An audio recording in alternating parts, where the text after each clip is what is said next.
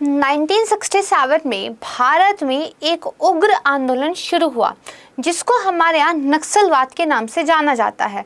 इसका नाम नक्सलवाद कैसे पड़ा ये मैं आपको बताऊंगी, लेकिन सबसे पहले जानते हैं कि आखिर वो क्या कारण थे जिसकी वजह से लोग हथियार उठाकर क्रांति करने के लिए मजबूर हो गए। 1967 में देखिए कानू सान्याल और जगत संथाल इनके लीडरशिप में एक मूवमेंट शुरू हुआ, और जो मूवमेंट हिंसक था यानी कि वो राज्य के खिलाफ हथियार उठा के बाकायदा विरोध करना चाहते थे और राज्य जिनको अपना साक्षात दुश्मनी नजर आता था। दरअसल rightful distribution of the land to the working peasant, इस कोर्स को लेकर ये जो है मूवमेंट शुरू हुआ था। इसका मतलब क्या हुआ, जो किसान हैं उनको जमीन का एक समान डिस्ट्रीब्यूशन मिले, समान वितरण हो, इस चीज की मांग के साथ ये जो समस्या है शुरू हुई थी। हालांकि शुरुआत में अगर आप सिर्फ मांग पर ध्यान दें तो आपको लगेगा कि अगर किसानों के लिए सही वितरण मांगा जा रहा है जमीन का तो इसमें बुराई तो कुछ नहीं है। लेकिन देखिए गांधी जी ने हमेशा से एक मंत्र दिया है इस देश को कि हमें अहिंसक रहना है। हिंसा कभी भी किसी चीज को प्राप्त करने का साधन नहीं हो सकती, और साध्य और साधन दोनों पवित्र होने चाहिए। ये बात हमें गांधी जी सिखा के गए हैं। लेकिन आज नक्सलवाद भारत की आंतरिक सुरक्षा के लिए एक चुनौती का रूप में जो है सामने आ गया है। नक्सलवाद क्या है, ये माओवादी विचारधारा को कैसे फॉलो करता है, माओवाद क्या है और माओवाद साम्यवाद, इन दोनों में क्या बेसिक डिफरेंस है, इसको हम पढ़ेंगे। थोड़ी बेसिक डिटेल्स जानेंगे, किन कारणों से जो है भारत में नक्सलवाद प्रारंभ हुआ, क्या कुछ किया जा सकता है, इन सारी चीजों को आज की वीडियो में हम समझने वाले हैं। वीडियो हमारा कोशिश करेंगे छोटा रहे, बेसिक कॉन्सेप्ट्स को क्लियर करेंगे और मेंस की आंसर राइटिंग में जो कुछ एक उत्तर के रूप में आप लिख सकते हैं उन सारे पॉइंट्स पर हम चर्चा करेंगे। ये टॉपिक इंटरनल सिक्योरिटी यानी कि आंतरिक सुरक्षा से संबंधित है। तो आइए सबसे पहले देखते हैं कि आज की वीडियो में हम किन किन बिंदुओं के तहत जो है ये लेक्चर पूरा करेंगे। सबसे पहले तो जानेंगे उग्रवाद क्या है। सबसे पहले तो कॉन्सेप्ट हमारी क्लियर होनी चाहिए। उसके बाद देखिए इसके फैलने के कारण क्या है, और जब उग्रवाद क्या है हम ये पढ़ेंगे तो साम्यवाद से कैसे अलग है इसको भी समझेंगे। फिर फैलने के कारण क्या है, फिर मैप के द्वारा हम समझेंगे भारत में ये कहाँ कहाँ पर फैला हुआ है, इसके प्रभाव क्या है, इससे बचने के उपाय क्या है, और अंत में एक आगे की राह क्या हो सकती है, इस पर हम चर्चा करेंगे। देखिए अगर मिनिस्ट्री ऑफ होम अफेयर, गृह मंत्रालय की बात की जाए तो उनका एक पीडीएफ है जिसमें मिनिस्ट्री ऑफ होम अफेयर की तरफ से कहा गया है कि छत्तीसगढ़, झारखंड, उड़ीसा और बिहार, इनके कुछ जिले जो है नक्सलवाद से गंभीर रूप से सीवियरली अफेक्टेड वर्ड जो है यूज किया गया है, प्रभावित है। इसके बाद अगर बात की जाए आंध्र प्रदेश की तो उसको पार्शियली अफेक्टेड जो है कहा जाता है। वेस्ट बंगाल, महाराष्ट्र ये भी पार्शियली अफेक्टेड है। इसके बाद देखिए आंध्र प्रदेश की अगर बात करें तो इसको पहले सीवियरली अफेक्टेड माना जाता था, लेकिन हाल ही में आंध्र प्रदेश में काफ़ी ज़्यादा इम्प्रूवमेंट हुआ है, इसीलिए अब यहाँ पर काफ़ी कुछ सुधार हमें देखने को मिल रहा है। अभी हाल फिलहाल में उग्रवाद या फिर अगर हम कहें नक्सलवाद स्पेसिफिकली, इसको लेकर क्या कुछ चर्चा में है तो दो न्यूज़पेपर की कटिंग्स में आपको दिखाती हूँ। पहला तो देखिए ये कहा गया है, ये 8 सितंबर की देखिए न्यूज़ है, इसमें कहा गया है कि 2 माओइस्ट वुमेन कैडर हेल्ड, यानी कि महिलाओं का एक पूरा कैडर था उसको जो है पकड़ा गया है, और ये माओइस्ट बेसिकली कैडर था। तो इस वीडियो के तहत हम ये भी समझेंगे कि आज के टाइम पे जो माओवादियों के दल बन रहे हैं उसमें महिलाओं की संख्या काफ़ी बढ़ रही है, और महिलाओं की संख्या बढ़ने के पीछे का कारण क्या है इस पर भी हम चर्चा करेंगे। दूसरा आप देखिए ये 21 जून 2022 की न्यूज़ है जिसमें बताया गया था कि 3 जो सीआरपीएफ जवान हैं बेसिकली वो माओइस्ट अटैक में उड़ीसा के अंदर जो है बेसिकली शहीद हुए थे। इससे पहले भी लगातार ऐसे खबरें आती रही हैं जहां पर माओइस्ट अटैक की वजह से काफ़ी सारे पुलिसकर्मियों को, गांव वालों को, सिविलियंस को, बच्चों को अपनी जान गंवानी पड़ी है। माओइस्ट न सिर्फ पुलिसकर्मियों को, सुरक्षा बलों को, बल्कि नागरिकों को, एजुकेशन इंस्टीट्यूट्स को, इंफ्रास्ट्रक्चर को, सड़कें, हॉस्पिटल्स, इनको भी अटैक करते हैं। और वो ऐसा क्यों करते हैं ये उनकी फिलॉसफी में छुपा हुआ है। तो सबसे पहले जब हम पढ़ाई करना अपना शुरू करें तो हमें ये पता हो कि आखिर उग्रवाद क्या है, इसका एक परिचय हमें पता होना चाहिए। तो देखिए बात करते हैं चीन की। चीन में बेसिकली एक अकाल, भूखमरी और बहुत आप कह सकते हैं गंभीर समस्याओं से घिरे हुए कुछ दिन थे। उसी टाइम पर वहाँ पे एक नेता का उदय होता है जिनका नाम था माओ त्से तुंग। माओ त्से तुंग के बारे में एक्चुअली बहुत कॉन्फ्लिक्टेड विचार हमें सुनने को मिलते हैं। अगर आप कभी गूगल करेंगे तो कुछ लोग उनको चीन में आमूलचूल परिवर्तन करने वाले एक महान लीडर के रूप में जानते हैं, तो कुछ लोग उनको एक तानाशाह के रूप में और एक आप कह सकते हैं बर्बर तानाशाह के रूप में जानते हैं, जिनकी वजह से चीन में एक अकाल आया और उस अकाल में करोड़ों लोगों की जो है मृत्यु हो गई थी। एक छोटी सी स्टोरी मैं आपको बताऊंगी। फिलहाल देखिए यहाँ पे एक बात बताते हैं, साम्यवाद। साम्यवाद किसने दिया? मार्क्सवाद ने दिया। साम्यवाद क्या है, एक लाइन में समझने की कोशिश करते हैं। मार्क्स ने ये कहा दुनिया में दो तरह की क्लास हैं। उन्होंने कहा एक हैव्स है, एक हैव्स नोट है। हैव्स कौन लोग हैं? हैव्स मतलब जिनके पास चीज़ें। हैव्स वो इंडस्ट्रियलिस्ट हैं जो बड़ी पूंजी पर जो है अपना कब्जा जमा कर बैठे हुए हैं। हैव्स नोट वो मजदूर हैं जो इस प्रोडक्शन का काम करते हैं, जो बेसिकली उत्पादन में शामिल हैं, जिनकी मेहनत की वजह से उत्पादन हो रहा है और उनकी मेहनत से हुए उत्पादन को बेचकर जो पूंजीपति है वो लाभ कमाता है, लेकिन वो सारा लाभ अपने तक सीमित रखता है, मजदूरों को उनका हिस्सा नहीं देता। इसीलिए मजदूरों को क्या करने की जरूरत है? तो वो एक लाइन कहते हैं, दुनिया के मजदूरों एकजुट हो जाओ, तुम्हारे पास खोने के लिए कुछ नहीं है लेकिन पाने के लिए सारी दुनिया है। यानी कि वो एक आह्वान करते हैं कि जो मजदूर लोग हैं, अगर वो जो है जो उत्पादन के संसाधन है इन पर कब्जा कर लेंगे तो दुनिया में एक समानता आ जाएगी और पूंजीपति लोग जो है ये धराशायी हो जाएंगे। बहुत मोटे तौर पे मैंने आपको समझाया है। तो देखिए, साम्यवाद एक विचारधारा थी। साम्यवाद बेसिकली कभी भी प्रैक्टिकल रूप से सामने नहीं आ पाया, लेकिन माओ त्से तुंग ने क्या किया, इसी साम्यवाद को जो एक विचारधारा थी धरती पर उतार दिया एक्शंस के जरिए। तो साम्यवाद जो कम्युनलिज्म है उसको बेसिकली मायोनिज्म में जो लेकर आया है, तो वो माओ त्से तुंग जो है लेकर आए हैं। और आप ये कह सकते हैं कि प्रैक्टिकली कैसे हम इस चीज़ को अचीव कर सकते हैं ये उन्होंने बताया। यहाँ पर इन्होंने बहुत ज़्यादा फोकस इस बात पे रखा कि हथियार उठाने हैं। एक बहुत फेमस लाइन इनके द्वारा कही गई जिसमें इन्होंने कहा, सत्ता बंदूक की नली से निकलती है। यानी कि जब तक आप हिंसा का सहारा नहीं लेंगे, हथियारों के साथ अपनी आवाज़ नहीं उठाएंगे तो सत्ता आपको नहीं मिलेगी, और अगर सत्ता आपको नहीं मिलेगी तो कल्याण नहीं हो सकता है। कल्याण होने के लिए सत्ता मिलना, पावर में आना जरूरी है, और पावर को प्राप्त करने के लिए हिंसा का रास्ता ही उपयुक्त है, ऐसा माओ त्से तुंग का मानना था। तो देखिए, उग्रवाद के बारे में अगर मैं डेफिनेशन की बात करूं तो ये कह सकते हैं कि साम्यवाद का क्या है, एक विकसित रूप है जिसमें बेसिकली सशस्त्र विद्रोह, जन संगठन और रणनीतिक गठबंधनों के माध्यम से राज्य की राज्य की जो सत्ता है उसको हथियाने का एक सिद्धांत है। स्टेट की पावर छीन ले, सरकार को गिरा दें, हम अपनी सरकार बनाएंगे, इस कॉन्सेप्ट पे बेसिकली यहाँ पर काम होता है।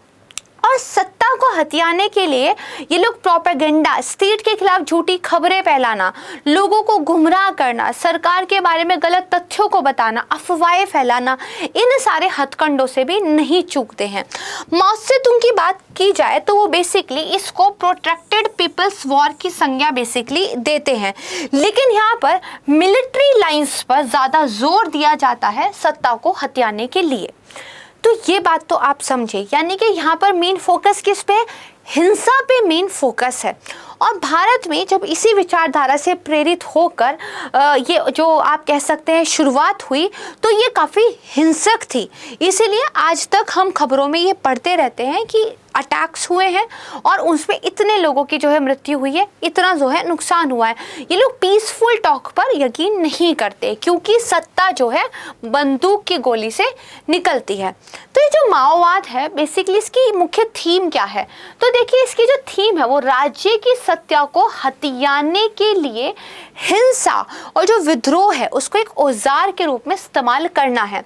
यानी कि शस्त्र धारण करना ये अपरिहार्य है, शस्त्र को ना धारण करना ऑप्शन ही नहीं है। ठीक है, वेपन्स तो आपको उठाने ही पड़ेंगे। माओवादी जो विचारधारा है वो हिंसा को महिमा मंडित करती है। अपने आधिपत्य वाले क्षेत्रों में लोगों में आतंक फैलाने के लिए हिंसा के जघन्यतम जो है अपराध करती है।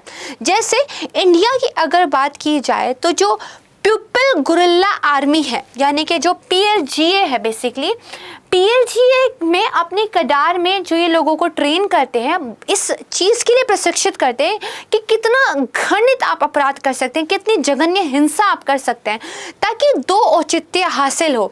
एक तो क्योंकि हमें सत्ता हथियानी है तो हमें हिंसा का सहारा लेना है, दूसरा जिन लोगों पे फिलहाल हमारा प्रभाव है उनको डरा कर धमका कर अपने अंडर में कैसे रखा जाए, उनके ऊपर अपनी डोमिनेंस कैसे रखी जाए, इसके लिए जितना जघन्य हम अपराध करेंगे उतना लोगों में डर बैठेगा।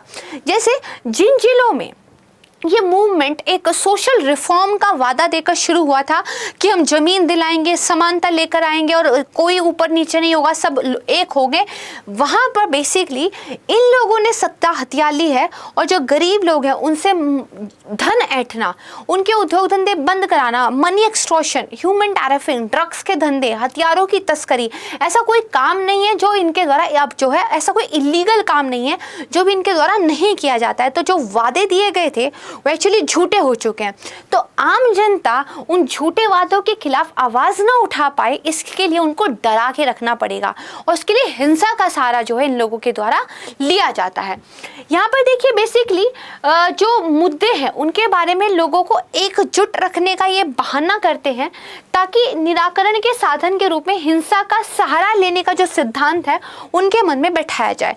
लोगों का प्रॉपर ब्रेन वॉश किया जाता है और उसमें ये सिखाया जाता है, जैसे कि मैंने स्टार्टिंग में बताया कि ये विचारधारा सत्ता के, सरकार के खिलाफ गलत जानकारी फैलाने में भी संकोच नहीं करती है। तो लोगों के मन में बैठाया जाता है कि जो गवर्नमेंट है वो हमेशा आपके खिलाफ काम करेगी, गवर्नमेंट कभी भी आपको आपके अधिकार नहीं देगी। और एक फियर फैक्टर बिठाकर जो लोग इस डर से मान जाएं कि सरकार के खिलाफ उठना है उनको इस डर से ले लिया जाए, जो लोग नहीं मान रहे उनको हिंसा का डर दिखाकर साथ ले लिया जाए और एकजुट कर लिया जाए और उनका ब्रेन वॉश किया जाए कि हथियार उठाने हैं और हथियार उठा के क्या है, सत्ता को हथियाना है। तो ये देखिए माओवाद की बेसिक थीम होती है। अब यहाँ पर आप देख सकते हैं उनका एक सिंबल दिखाया गया है। अब बात करते हैं साम्यवाद की, क्योंकि मैंने स्टार्टिंग क्या किया था वीडियो कह के कि जो माओवाद है वो साम्यवाद का ही एक विकसित रूप है। तो देखिए जो माओ त्से तुंग थे बेसिकली वो एक नीति लेकर आए थे। उन्होंने ये कहा कि जो मच्छर, खटमल और चिड़िया है ये बेसिकली किसान के दुश्मन है, खेती को खराब करते हैं। तो उन्होंने कैंपेन चलाया कि इनको ख़त्म करना है, लेकिन वो दांव उल्टा पड़ गया। जब इन सबको ख़त्म करने के प्रयास किए जा रहे थे तो इतना भयानक अकाल चीन में पड़ा कि आगे कई सालों तक कितने करोड़ लोग मरे हैं इसका कोई आप कह सकते हैं सही डाटा ही हमारे पास नहीं है। तो करोड़ों लोगों की मौत के जिम्मेदार भी उनको माना जाता है। जो आज पीपल्स रिपब्लिक ऑफ चाइना तक लेकर आए गए हैं उसमें माओ त्से तुंग की काफ़ी अच्छी भूमिका मानी जाती है। तो देखिए माओ त्से तुंग से पहले मार्क्स आए थे। तो मार्क्स ने बेसिकली क्या कहा कि हमें क्या करना है, हमें सर्वहारा की तानाशाही लेकर आनी है। बात डिक्टेटरशिप की ही हो रही है, लेकिन सत्ता किसके पास होनी चाहिए, सर्वहारा की। सर्वहारा कौन है, वो मजदूर क्लास जो दिन रात मेहनत करती है बट उसकी मेहनत के बदले उसको पूरी मजदूरी भी नहीं मिलती है। जब वो मजदूर क्लास बेसिकली तानाशाही करेगी तो चीज़ों का क्या है, हम बराबर बांटेंगे, जिसकी जितनी क्षमता होगी उससे उतना काम कराएंगे, जिसको जितनी ज़रूरत होगी उसको उतना भुगतान करेंगे और ना बाउंड्रीज होंगी ना ही अंतर्राष्ट्रीय सीमा रहेंगी। कम्यून्स बनाए जाएंगे लोगों के और बेसिकली उन कम्यून्स के माध्यम से ही जो है पूरा का पूरा वो एरिया चलेगा। इस तरह का एक विजन उन्होंने बेसिकली रखा था। तो देखिए साम्यवाद एक ऐसी आर्थिक और सामाजिक व्यवस्था या फिर एक दर्शन, एक फिलॉसफी है जो सभी संसाधनों पर संपूर्ण समाज के बराबर अधिकार का पक्ष लेता है। जितनी भी रिसोर्सेज है पूरी सोसाइटी का इस पर इक्वल राइट होगा। इसलिए क्या कहा गया, जिसकी जितनी क्षमता है उतना काम करे, जिसको जितना चाहिए उसको उतना भुगतान किया जाएगा। ठीक है, ये व्यक्तिवाद और पूंजीवाद का विरोधी है। साम्यवाद के अनुसार संसार प्रत्येक युग में सदैव दो भागों में बटा रहा है। एक होते थे शोषक और दूसरे होते थे शोषित। साम्यवाद ये कहता है कि शोषक वर्ग वो है जो बेसिकली संसाधनों पर अपना स्वामित्व रखता है और जिसके बलबूते वो अमीर होके बैठ जाते हैं और शोषितों का शोषण करते हैं। दुनिया में जितने भी संसाधन है, चाहे वो धरती से उपजी हुई फसल हो, प्राकृतिक संसाधनों में बहता हुआ जल हो, या कोई भी वस्तु जो हम पृथ्वी से प्राप्त करते हैं, उस पर किसी का भी एकाधिकार ना हो। साम्यवाद किसी भी तरह के एकाधिकार का विरोध करता है। साम्यवाद ये कहता है कि जिसका भी अधिकार इन संसाधनों पर होगा वो दूसरों का शोषण करेगा, इसलिए इन संसाधनों पर किसी का आधिपत्य नहीं होना चाहिए।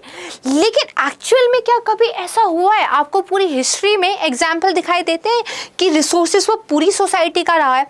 दरअसल साम्यवाद की फिराक में हुआ क्या कि जो गांव में बैठे हुए लोग थे उन्होंने सारे रिसोर्सेस को कंट्रोल कर लिया, अपने नागरिकों को भी कंट्रोल कर लिया। अब वो डिक्टेट करते थे कि आपको क्या कैसे करना है। तो लेकिन साम्यवाद के कॉन्सेप्ट की अगर बात की जाए तो वो क्या है? सभी रिसोर्सेज पर सभी लोगों के अधिकार की बात करती है और एकाधिकार, एकाधिपत्य, इसका बेसिकली क्या है? विरोध करती है। तो देखिए, अब बेसिकली ये जो मार्क्सवाद था, जिसका विकसित रूप हमें माओवाद के रूप में चीन में देखने को मिला, और चीन के माओवाद से प्रभावित होकर 1967 के आसपास भारत में जो एक हिंसक आंदोलन शुरू हुआ उसको हम कहते हैं नक्सलवाद। ठीक है, तो आप इसकी हिस्ट्री समझ गए कि ये कहाँ से निकल कर आया है। इसको नक्सलवाद क्यों कहते हैं? क्योंकि नक्सलबाड़ी जिले से शुरू हुआ था, तो इसीलिए इसका नाम नक्सलवाद वहाँ पे पड़ गया। ठीक है, इसमें एक नारा बहुत फेमस हुआ था, हमारी बाड़ी तो हारी बाड़ी, नक्सलबाड़ी नक्सलबाड़ी, यानी कि आपकी जमीन मेरी जमीन, नक्सलबाड़ी नक्सलबाड़ी, इस तरह का एक नारा बहुत फेमस भी हुआ था।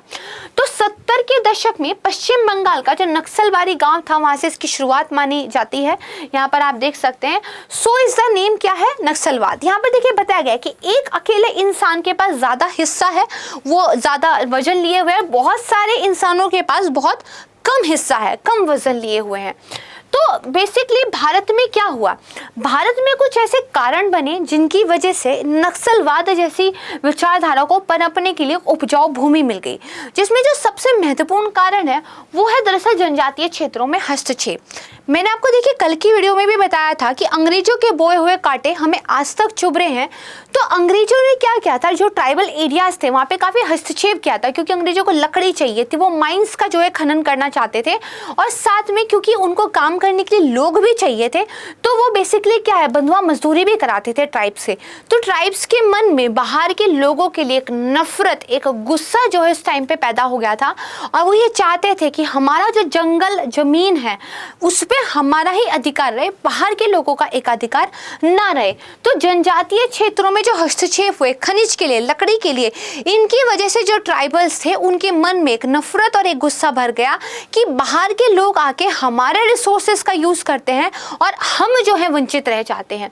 उसके बाद देखिए वन अधिकार, हमारे यहाँ जो फॉरेस्ट राइट्स थे उनका जो एक हिस्ट्री रहा है वो इतना प्लीजेंट नहीं रहा है अगर हम ट्राइबल्स के पॉइंट ऑफ व्यू से सोचें। ये तो अब कुछ समय से हम इतने ज़्यादा अवेयर हुए हैं कि ट्राइब्स के बारे में भी सोचते हैं। पहले क्या था, एक विचारधारा है कि हमें वनों को कंजर्व करना है, प्रोटेक्ट करना है, क्योंकि अंग्रेज काफ़ी जो है उनका पहले शोषण कर चुके हैं। तो जो हमारे यहाँ वन संरक्षण अधिनियम 1980 आया, उसमें बेसिकली आदिवासियों के बहुत सारे अधिकारों को छीन लिया गया। जैसे पेड़ काटने पर रोक लगा दी गई। आदिवासी जिस जंगल जमीन को अपना घर मानते थे, जिस जंगल के संसाधनों पर उनकी पूरी आजीविका, उनका पूरा जीवन निर्भर था, जब उससे उनको वंचित कर दिया गया तो उनके अंदर एक गुस्सा भरा। और क्योंकि अब उनके आजीविका के साधन आपने छीन लिए हैं तो उनके पास अब रोजगार नहीं है, पेट भरने के लिए कुछ चीज़ें नहीं है, क्योंकि बाहर की दुनिया में तो वो वैसे भी नहीं आते। तो एक रीज़न ये बचा। इसके बाद असमानता, देखिए बहुत सारी योजनाएं सरकार के द्वारा लाई गई, लेकिन जो पिछड़े हुए इलाके थे वहां तक या तो उनका लाभ पहुंचा तो उसका इक्वल डिस्ट्रीब्यूशन नहीं हुआ, योजनाओं में भ्रष्टाचार काफ़ी ज़्यादा रहा।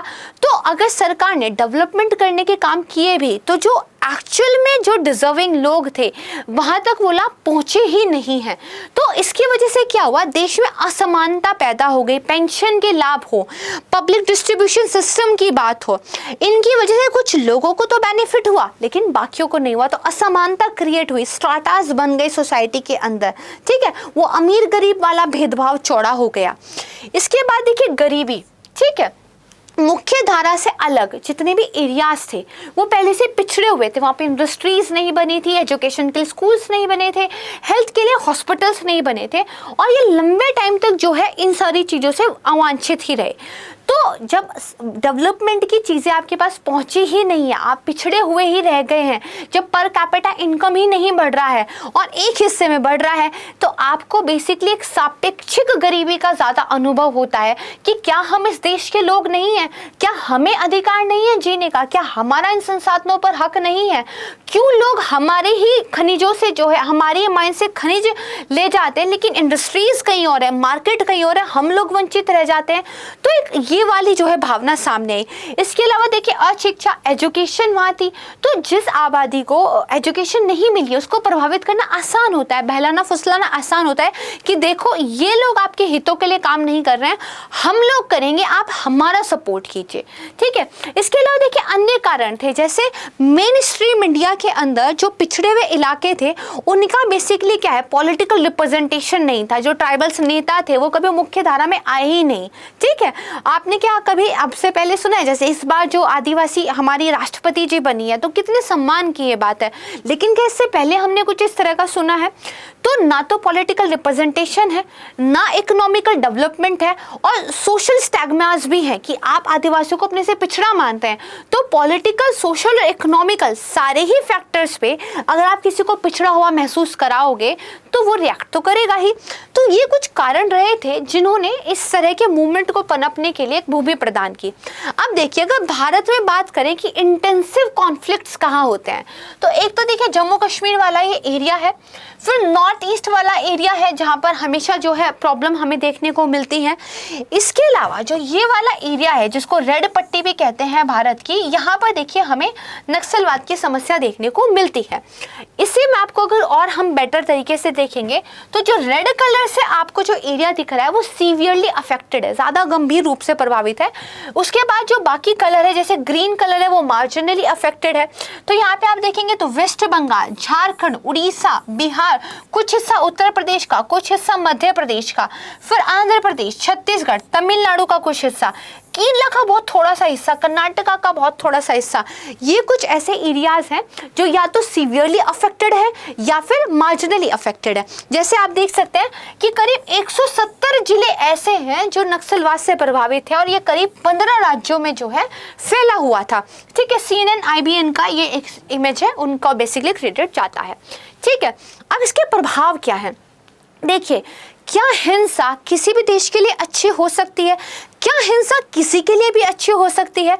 और जब हिंसा का उद्देश्य एक सत्ता को हटा के अपनी सत्ता लाना हो तब तो अच्छी हो ही नहीं सकती। क्या चेंज हुआ?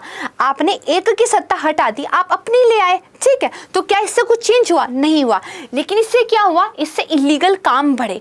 इससे क्या हुआ? चुनावों का बहिष्कार जो है लोगों ने किया, तो जो पॉलिटिकल रिप्रेजेंटेशन पहले ही कम था वो और कम हो गया। नक्सलवादी पहले ही डिंडोरा पिटवा देते हैं गाँव में कि जो वोट डालने जाएगा वो मारा जाएगा। राजनीतिक हत्या इसकी वजह से हुई। जो नेता ऐसे थे कि जो ट्राइब्स को मेन स्ट्रीम में लाने का काम कर रहे थे, जो ट्राइब्स के हितों की बात कर रहे थे, उनको मार दिया गया।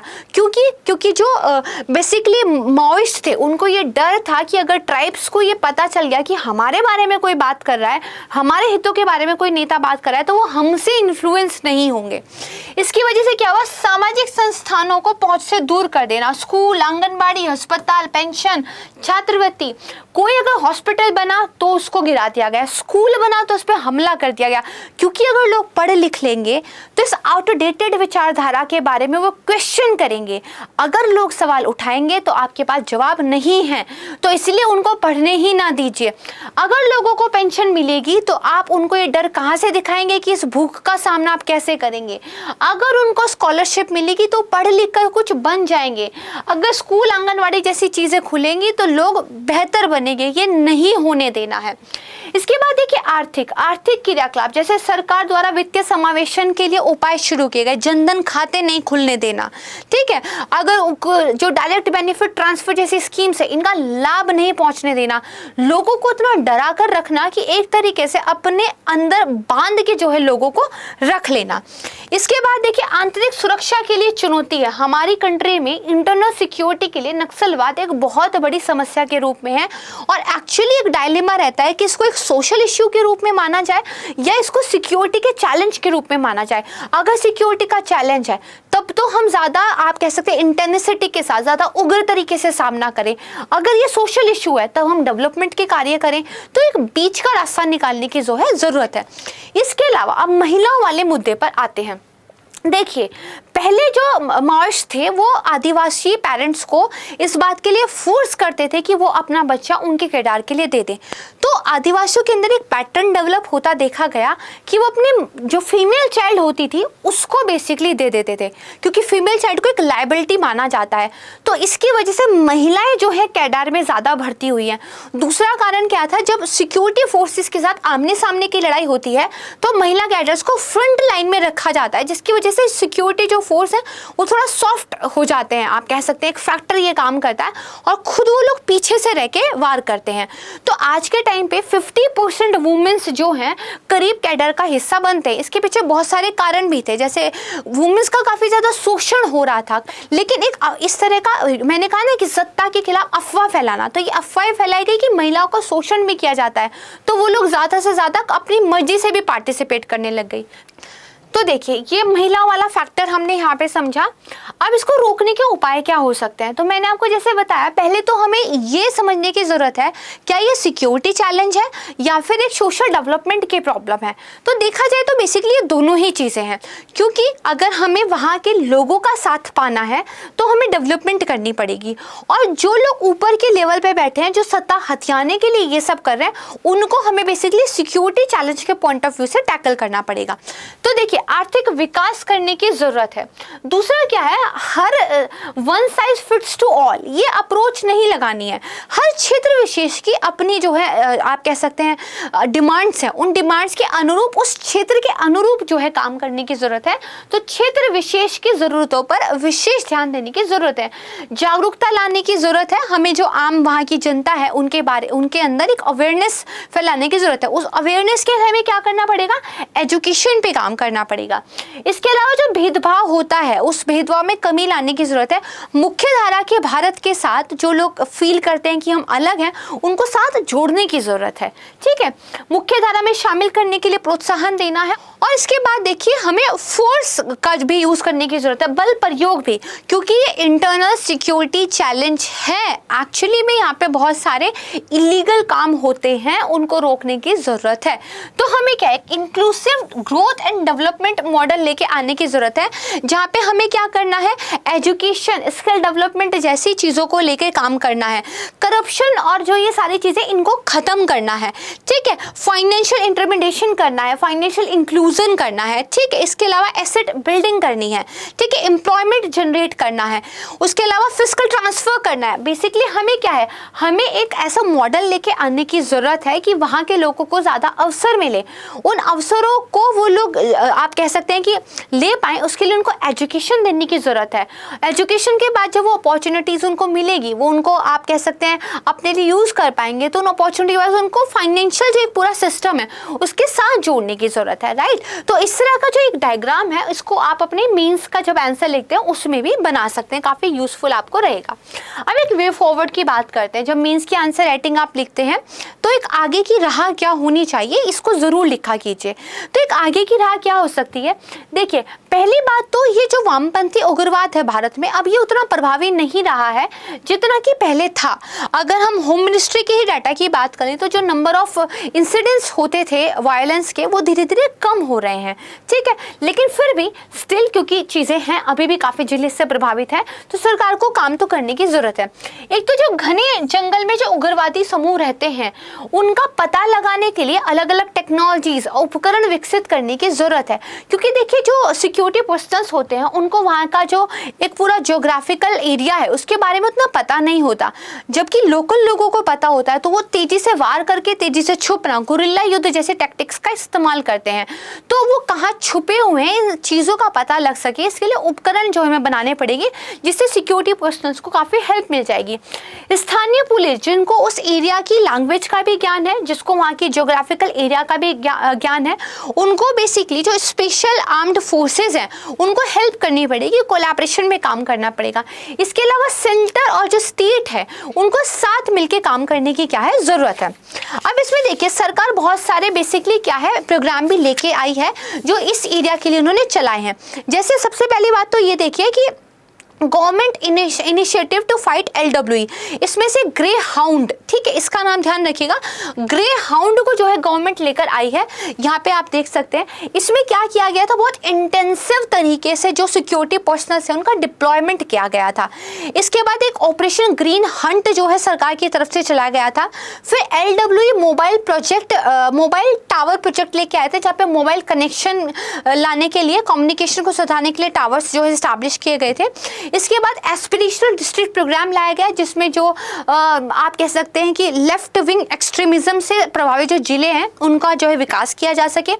एक इनिशिएटिव सरकार की तरफ से लाया गया है जिसका नाम है समाधान, जहाँ पे S stands for smart leadership, A stands for aggressive strategy, M stands for motivation and training, जहाँ पे A जो है एक्शनेबल इंटेलिजेंस आता है, D जो है डैशबोर्ड बेस्ड KPIs यानी कि की परफॉर्मेंस इंडिकेटर्स, ठीक है, H for harnessing technology, A for action plan for each theatre and N for no access to financing. तो समाधान बेसिकली इसका नाम आप बस याद कर लीजिएगा कि इस समस्या से निपटने के लिए सरकार समाधान नाम का भी एक इनिशिएटिव जो है लेकर आई है। अगर आप अपनी मीन्स की आंसर राइटिंग में जितना कुछ मैंने आपको अभी तक बताया है ये सारा लिखेंगे तो आपको फुल मार्क्स मिलेंगे, इस बारे में बिल्कुल निश्चिंत रहिएगा, ठीक है। तो यहाँ पे बेसिकली क्या बताया गया है कि सरकार को दो प्रमुख बातें सुनिश्चित करनी है। जो शांति प्रिय लोग हैं, जो चाहते हैं कि शांति हो, उनकी तो सिक्योरिटी करनी है, और जो नक्सल प्रभावित इलाके हैं उनका क्या है डेवलपमेंट करना है, ठीक है। केंद्र सरकार को राज्य सरकारों के साथ मिलकर काम करना है, और जिन लोगों को फोर्स का यूज करके संभालने की जरूरत है वहाँ फोर्स का भी यूज करना है। और जिस तरह ये एक ऑपरेशन ग्रीन और ये ग्रे हाउंड टाइप के ऑपरेशन चलाए गए थे, ये टाइम टू टाइम जो है चलाए जाने की जरूरत है। तो इसको आप वे फॉरवर्ड में लिख सकते हैं, ठीक है। तो यहाँ पे देखिए हमारा ये टॉपिक खत्म होता है। आपके सिलेबस का ये बहुत इंपॉर्टेंट पार्ट है। वैसे तो काफ़ी डिटेल में भी हम पढ़ सकते थे, बट एक बेसिक आइडिया एक आंसर राइटिंग के पॉइंट ऑफ व्यू से मैंने आपको पढ़ाया है, तो मुझे उम्मीद है कि आंसर लिखने में आपको जो है आसानी होगी। बहुत जल्द मिलूंगी एक नई वीडियो के साथ, तब तक के लिए नमस्कार, जय हिंद, धन्यवाद। अच्छे से पढ़ाई करते रहिए।